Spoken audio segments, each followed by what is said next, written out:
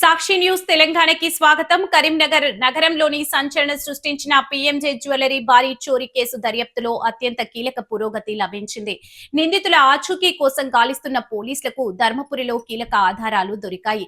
దొంగలు వాడిన బైక్ ను పోలీసులు స్వాధీనం చేసుకున్నారు. బైక్ తో పాటు అక్కడే నిందితులు వదిలి వెళ్లిన ఒక హెల్మెట్ ను కూడా పోలీసులు స్వాధీనం చేసుకున్నారు.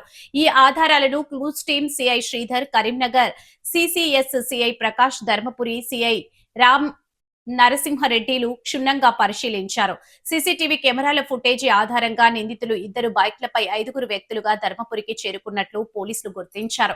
గోదావరి తీర ప్రాంత గ్రామాలతో పాటు సమీపంలోని అటవీ పరిసరాల్లో పోలీసులు గాలింపు చర్యలను ముమ్మరం చేశారు. నిందితులు దారి మార్చుకొని వేరే వాహనాల్లో పారిపోయారా లేక స్థానికంగా ఎక్కడైనా తలదాచుకున్నారా అనే కోణంలో విచారణ వేగవంతం చేశారు. మొత్తానికి నిందితుల బైక్ దొరకడంతో ఈ కేసు త్వరలోనే కొలిక్కి వచ్చే అవకాశం కనిపిస్తుంది. పోలీసులు త్వరలోనే నిందితులను పట్టుకుంటామని ధీమా వ్యక్తం చేస్తున్నారు. మరిన్ని అప్డేట్స్ కోసం చూస్తూనే ఉండండి మీ సాక్షి న్యూస్ తెలంగాణ.